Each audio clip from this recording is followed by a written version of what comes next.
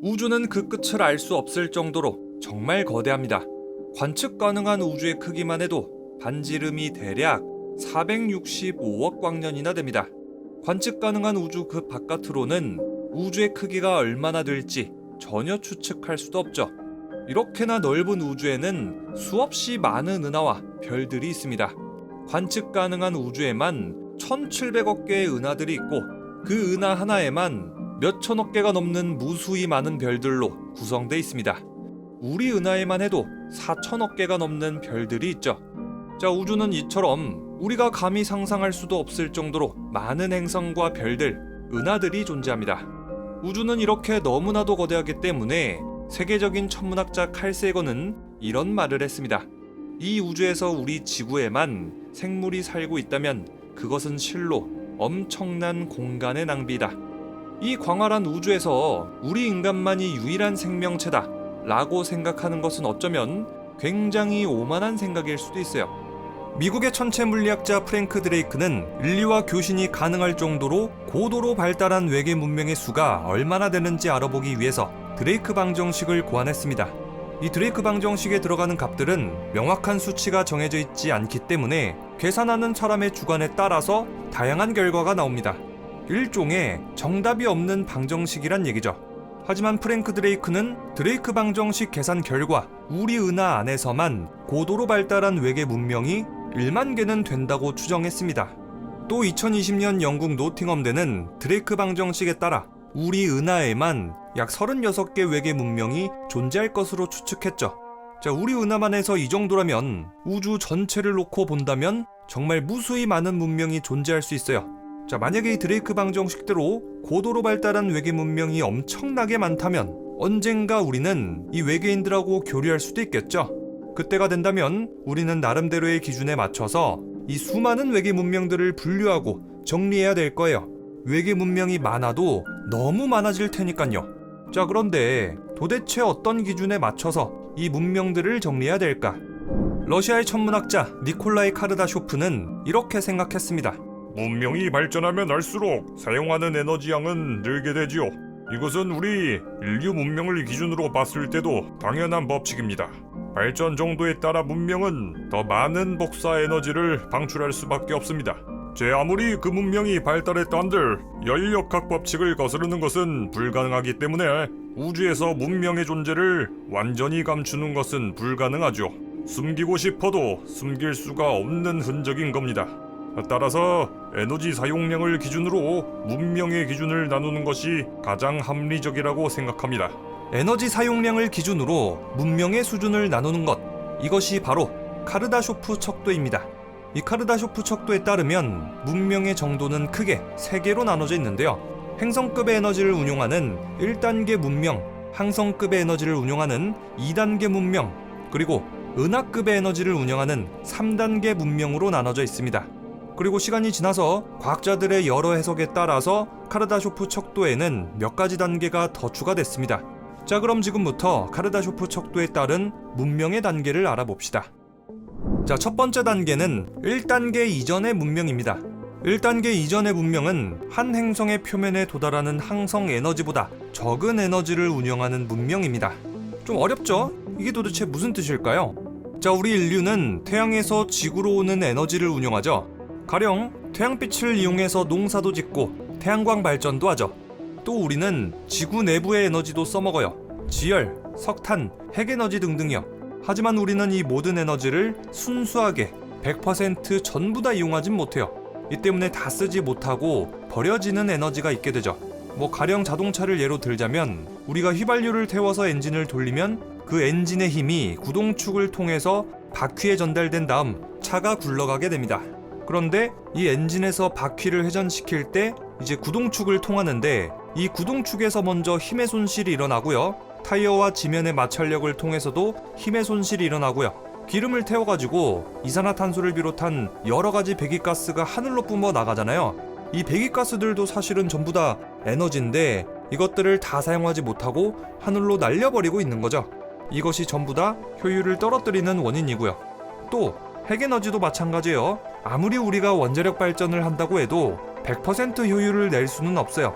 이제 차세대 에너지로 꼽히는 핵융합은 핵분열보다 효율이 7배나 좋지만 이건 역시도 핵융합 에너지의 100% 전부를 다 사용할 수 있는 건 아니죠. 태양광 발전은 말할 것도 없죠. 친환경 문제를 생각해보면은 상당히 의미 있는 발전 방식이지만은 효율 측면에서는 비효율 끝판왕이죠. 자, 그렇다면 우리 인류는 도대체 어느 정도 효율로 에너지를 활용해 왔을까? 로마 제국부터 중세 초기 인류가 100기가와트의 에너지를 소비 0.5단계 정도로 평가받고 있습니다. 산업혁명 때 인류는 세계 에너지 생산량이 600에서 800기가와트로 추정되고요. 이때 단계는 0.578에서 0.59 정도로 평가받습니다. 2020년 이후의 현대 인류 문명은 약 18.7테라와트의 에너지를 사용 0.73단계로 평가받습니다. 그렇다면 1단계 직전의 문명은 어느 정도일까? 영화 인터스텔라에서 이제 쿠퍼 일행이 새로운 거주지를 찾으러 떠나잖아요. 이 시점이 바로 1단계 직전의 문명으로 평가받습니다. 어쩌면 이 정도쯤 되는 문명은 우리 은하에 흔할지도 몰라요. 정말 가까운 알파 센타우리에도 잘하면 이런 문명이 있을지도 모르고요. 자, 이렇게 현재 우리 인류가 카르다쇼프 척도에 따라서 0.73단계에 와 있다는 것까지 알았습니다. 그럼 지금부터 본격적으로 카르다쇼프 척도의 각 단계를 알아봅시다. 현재 인류는 행성급 에너지를 사용하는 1단계 문명으로 발전하고 있습니다. 우리 인류가 지금 1단계 문명이 되려면은 과학자들의 계산에 따르면 현재보다 인류가 에너지를 500배에서 600배 정도 더 써야 된다고요. 예상대로라면 100년 정도 지나면은 1단계에 진입할 수 있을 것으로 예상된다고 하죠. 자, 그런데 우리 인류가 100년 정도 더 지나서 1단계 문명에 접어든다면 과연 우리 문명은 도대체 얼마나 발전한 문명일까? 감이 잘 안 오시죠? 영화로 치자면은 스타워즈나 스타트rek에 등장하는 우주 문명들이 바로 1단계에서 2단계 사이로 평가받는다고요. 생각보다 엄청나게 발달한 문명인 거죠. 자, 그래서 이 카르다쇼프 척도 1단계에 진입한다는 것은 생각보다 아주 어려운 일이에요. 일단 지금보다 최소 500배 이상의 에너지를 더 사용할 수 있을 정도로 기술이 발전해야 됩니다. 그 말은 우리 인류가 일단 태양으로부터 오는 에너지를 거의 전부 다 사용할 수 있게 된다는 거고요. 동시에 지구에 존재하는 에너지를 전부 다 통제할 수 있게 된다는 말이에요. 이 정도 문명의 수준이라면은 사실상 거의 자연의 모든 작동 원리를 완벽하게 이해한 상태겠죠? 인류가 1단계에 이를 정도로 에너지를 잘 활용하게 된다면 일단 지구의 기상현상도 마음대로 제어할지도 모르고요. 각종 자원의 재활용이나 이전 세대에 배출된 환경오염 문제까지 거의 다 해결할지도 몰라요. 당연히 지구온난화도 통제 가능하게 되겠죠. 물론 100년이 지나기도 전에 다 쪄 죽겠지만, 자, 이렇게 우리 인류가 1단계 문명이 된다면 발전의 부작용은 거의 사라질 거예요. 이제 우리 인간은 환경을 오염시키지 않고 에너지를 쭉쭉 뽑아내는 법을 익혔을 테니까 이쯤 되면은 전 세계의 에너지난은 거의 전부 해소돼서 에너지는 아마 산소만큼 풍부해질 거고요. 에너지를 둘러싼 국제 갈등도 없어질 거예요. 그때 되면 이제 더 이상 러시아는 잠가라 밸브 시전 못하겠죠? 산유국들도 골머리 좀 썩을 거예요. 더 이상 기름 못 팔아먹을 거 아니에요. 또 우리 인류가 1단계 문명이 된다면 달기지를 건설하고 화성을 테라포밍해서 화성인이 살고 있을 거라고 해요. 일론 머스크가 화성 갈 거니까 라고 선언했던 것도 사실 시간 문제란 얘기죠. 그리고 이렇게 1단계 문명은 이제 지구뿐만이 아니라 달, 화성 등등 그 거주 가능 구역을 태양계 행성까지 넓히게 될 거예요. 자, 하지만 지금보다 우리 인류가 에너지를 500배, 700배 더 사용한다는 건 말이 쉽지 정말 어려운 일이에요. 현재 우리가 사용하고 있는 거의 모든 발전 방식은 효율이 너무 떨어지기 때문이죠. 현재 가능한 시나리오대로라면 지구궤도 전체에다가 태양광 패널을 쫙 둘러싼 다음에 지구로 무선으로 에너지를 전송하거나 달에다가 태양광을 쫙 깔아서 역시 무선으로 에너지를 전송하거나 뭐 하는 건데, 이거는 일단 건설비가 너무 많이 들어서 힘들 것 같고요. 그리고 두 번째로 태양광 패널의 이 구데기 같은 효율을 어떻게 끌어올리냐가 핵심이에요. 그래서 현재로서는 핵융합 발전의 상용화가 도대체 언제 이루어지냐, 이게 가장 중요해요. 핵융합이 상용화돼야지만 우리 인류가 1단계 문명으로 올라갈 수 있거든요. 핵융합이 기존의 원자력보다 그 효율이 최소 7배나 좋다 보니까 그때부터 인류는 환경오염 없이도 에너지를 쭉쭉 뽑아낼 수 있겠죠. 한국의 K스타가 세계에서 가장 뛰어난 핵융합 기술을 보유하고 있는 국가 중에 하나인데, 부디 우리 한국이, 우리 대한민국의 K스타가 핵융합 발전을 가장 먼저 상용화시키면 정말 좋겠습니다. 그때 되면은 진짜 국뽕해도 돼요, 이 정도면. 카르다쇼프 척도에 따른 1단계 문명은 지구가 받는 태양 에너지만큼 에너지를 운용하는 문명입니다. 2단계 문명은 어떨까요? 2단계는 항성 에너지의 100%를 운용하는 문명입니다. 미치오 카쿠 박사에 따르면 스타워즈의 은하 제국이 카르다쇼프 2단계에서 3단계 사이라고 하죠. 우리 인류가 2단계 문명까지 진입하려면 1단계 문명의 100억 배 수준까지 에너지를 사용해야 돼요. 정말 상상도 안 되는 에너지 양이죠. 자, 그렇기 때문에 우리 인류가 2단계 문명까지 나아가려면은 태양계에 있는 다른 행성들까지 발전을 시키고 채굴하고 테라포밍까지 해서 완전히 식민지화를 시켜야 돼요. 그렇게만 한다면 지구뿐만이 아니라 이제 달이나 화성 같은 데서도 에너지를 사용하게 되니까 당연히 에너지 사용량은 늘어나게 될 거예요. 또 인류가 2단계 문명까지 도달하려면 다이슨 스피어를 꼭 만들어야 됩니다. 이 다이슨 스피어를 만들어서 태양의 거의 모든 에너지를 사용하는 거죠. 이 과정까지 다 거쳐야 비로소 2단계 문명이 되는 겁니다. 다이슨 스피어가 뭐냐고요? 간단하게 말하자면 태양 전체를 완전히 덮어버려서 태양의 에너지를 전부 다 흡수, 저장, 마음대로 활용까지 하는 초거대 건축물이에요. 이 다이슨 스피어에 대한 내용도 예전에 리병이 채널에서 아주 자세히 다룬 적이 있으니까 이거는 지금 우측 상단에 나오는 카드를 눌러서 시청하시기 바랍니다. 자, 하지만 우리 인류가 2단계 문명까지 도달할 수 있을까? 이것에 대해서 과학자들은 회의적인 시각을 갖고 있습니다. 자, 먼저 지구를 생각해봐요. 우리 지구 안에서 아무리 발전을 해봐도 그 한계가 있겠죠? 지구에서 아무리 발전해봤자 태양만큼 에너지를 낼 수는 없잖아요. 결국 2단계 문명까지 가려면은 반드시 지구뿐만이 아니라 화성, 달까지 개척하고 다이슨 스피어까지 건설해야 돼요. 자, 그런데 예전에 제 채널의 다이슨 스피어 영상을 보면은 알겠지만 이 다이슨 스피어를 하나 지으려면은 태양계에 있는 모든 물질을 다 갖다 쓴다고 해도 태양 전체를 덮을 수가 없다고 해요. 결국 다이슨 구체가 아닌 다이슨 링을 만들거나 다이슨 스피어를 이렇게 띄엄띄엄 다이슨 수험을 만들어야 될 텐데, 이렇게 만든다는 것 자체가 태양의 에너지를 100% 전부 다 활용하지 못한다는 얘기잖아요. 당연하겠죠. 태양을 완전히 뒤덮지 못하니까요.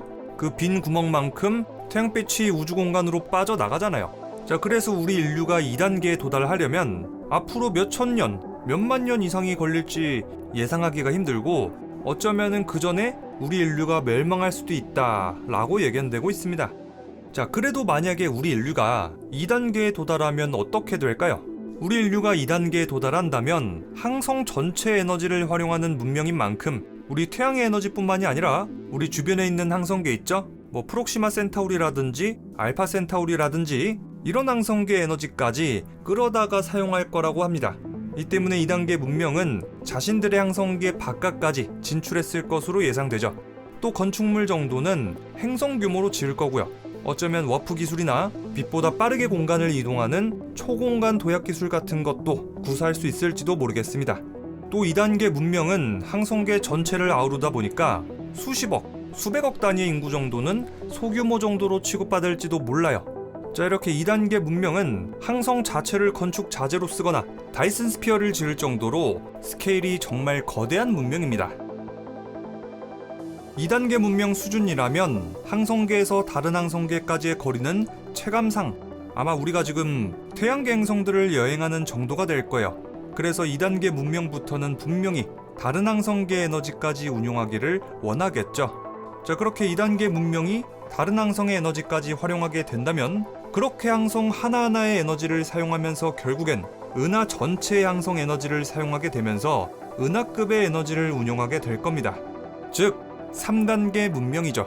연구에 따르면 우리 은하 하나에서만 항성 100억 개 에너지를 운용한다면 그 에너지의 양은 무려 10의 36제곱와트나 된다고 하죠.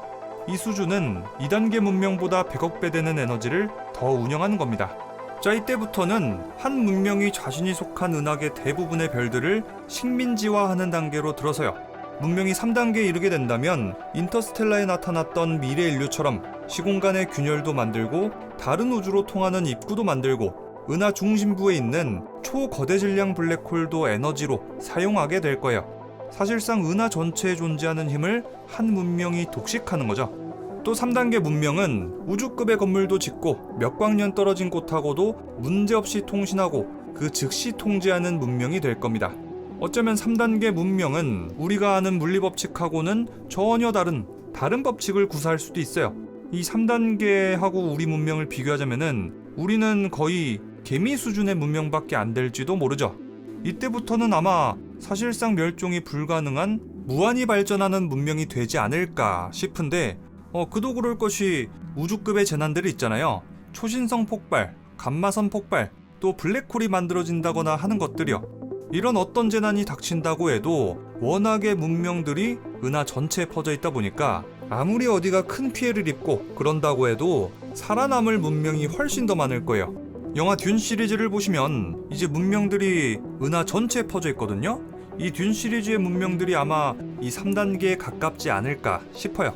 자, 이렇게 3단계 문명은 너무 매력적이고 황홀한 문명이에요. 사실 이런 문명이 존재하기는 한가? 이런 상상조차도 하기 어려운데 그래도 한 가지 확실한 건 있어요.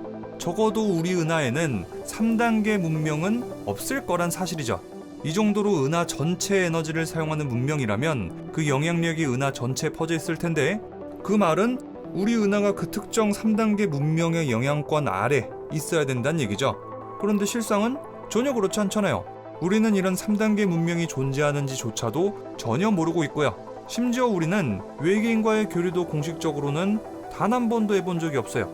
또 이 3단계 수준의 문명이라면 분명히 에너지를 사용하는 흔적이 있어야 되는데 지금까지는 관측 결과 자연적인 변화만 있었을 뿐이었지 인위적인 에너지 조작의 증거는 아직까진 관측된 적이 없습니다. 앞으로 제임스 웹 우주망원경이 외계에서의 에너지 사용의 증거를 포착할 예정이라고는 하죠. 아니 어쩌면 우리가 3단계 문명으로 나아갈 수 있는 최선두 문명 중 하나일지도 모르죠. 자, 지금부터는 4단계 문명입니다. 여기부터는 약간 뇌절의 영역이 아닌가 싶은데요. 4단계 문명은 우주 전체의 에너지를 사용하는 문명입니다. 4단계 이상을 이룩한 문명은 이제 우주의 물리법칙을 바꾸거나 새로운 물리법칙을 창조해내는 거의 창조주의 영역이에요. 얘네들은 아마 암흑 에너지도 다룰 거고요. 시공간도 왜곡시키고 거의 모든 물리법칙들을 가지고 놀 수 있지 않을까 싶어요. 마블 세계관의 셀레스티얼 정도라면은 현실 조작에 우주 파괴, 창조까지 가능하니까 이 셀레스티얼 친구들이 아마 4단계 이상이 되지 않을까 싶습니다. 자, 그 다음 5단계 문명은 여러 다중우주의 에너지를 사용하는 문명. 6단계 문명은 모든 다중우주의 에너지를 사용하는 문명입니다.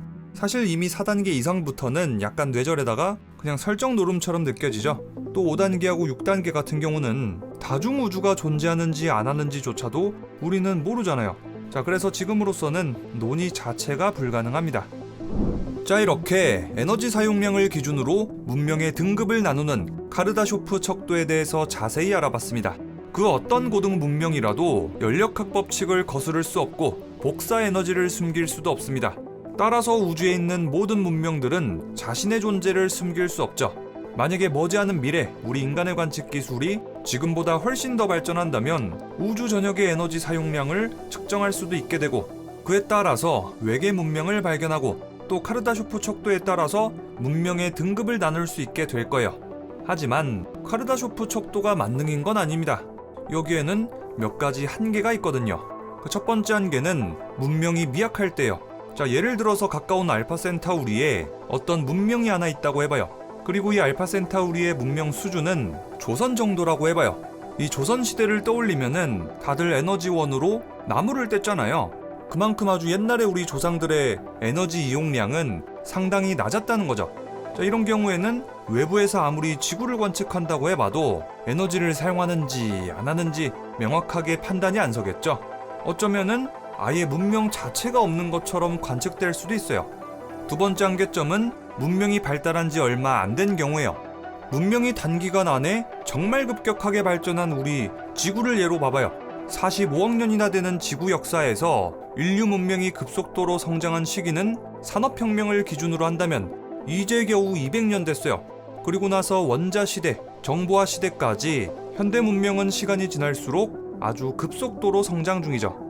자, 그 말이 뭐냐면 우리 지구의 에너지 사용량이 200년 전부터 급격하게 올라갔다면 그 정보가 지구 반지름 200광년 거리까지밖에 못 나갔다는 거예요. 그 말은 즉 지구에서 200광년 이상 떨어져 있는 외계인들이 아무리 지구를 관측해봐야 지구의 에너지 사용량 변화는 포착하지 못할 거란 얘기죠. 외계인들은 지구를 관측하다가 야, 저기엔 생명체가 없나 보다. 생각하고서 관측을 그만두겠죠. 이건 우리 인간이 외계 행성을 살펴봐도 마찬가지예요. 예를 들어서 500광년 거리에 떨어져 있는 너굴 행성에서 갑자기 100년 안에 엄청난 문명이 탄생한다고 해도 우리는 너굴 행성의 500년 전의 모습만 볼 수 있어요. 자, 이렇게 거리가 너무 멀리 떨어져 있다면 그만큼 과거의 정보를 보는 셈이기 때문에 우리는 우주 전체의 문명의 수준을 정확하게 파악하기 힘들어져요. 세 번째 한계점은 고도화된 문명일수록 에너지 효율이 좋다는 거예요. 자, 옛날 컴퓨터 보면은 진짜 연구실 하나를 꽉 채울 정도로 엄청나게 거대하고 전기도 상당히 많이 먹는 주제에 정보 처리 속도는 무진장 느렸던 시대가 있었어요.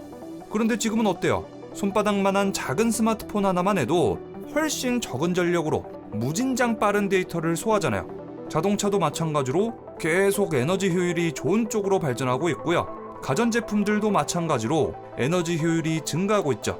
심지어 현대 인류는 지금 원자 하나의 에너지까지 사용할 수 있을 정도입니다. 자, 이렇게 문명이 발전하고 기술이 발전할수록 에너지 효율이 좋아지는 경향을 보입니다. 따라서 에너지 사용량이 많다고 해서 반드시 고도로 발전한 문명은 아닐 수도 있다는 얘기입니다. 네 번째 한계점, 발전한 문명일수록 에너지 저장 능력이 뛰어나다는 겁니다. 자, 가령 여기 핵탄두가 있어요. 이 핵탄두 하나에는 엄청난 에너지가 저장돼 있지만 터뜨리기 전까지는 이 에너지 분출이 안 되죠. 이런 핵무기가 전 세계에 무려 12,000개나 있다고 해요. 이 엄청난 양의 에너지들은 현재 사용되고 있지 않고 보존되고 있는 거죠. 자, 이렇게 고도로 발전한 문명일수록 에너지 보존 기술도 함께 발전합니다. 그 말은 즉 문명의 에너지가 항상 사용되는 게 아니라는 얘기예요. 이런 점을 감안한다면 에너지 저장 능력이 좋은 특정 문명을 관측할 때 그 문명의 수준을 상대적으로 저평가할 수도 있다는 얘기죠. 자, 이렇게 지금까지 카르다쇼프 척도에 대해서 알아봤습니다. 아직 우리 인류의 관측 기술로는 외계 문명의 에너지 사용량을 측정하지 못합니다. 그럼에도 불구하고 아주 오랜 시간이 지나서 관측 기술이 발달한다면 카르다쇼프 척도를 기반으로 문명의 발전 정도를 분류할 수 있는 날이 올지도 모르겠죠. 우리 부엉이들의 생각은 어떠신가요? 카르다쇼프 척도로 외계 문명을 분류할 수 있을지 없을지 댓글로 의견 많이 남겨주시기 바랍니다. 그럼 지금까지 리뷰형이었습니다.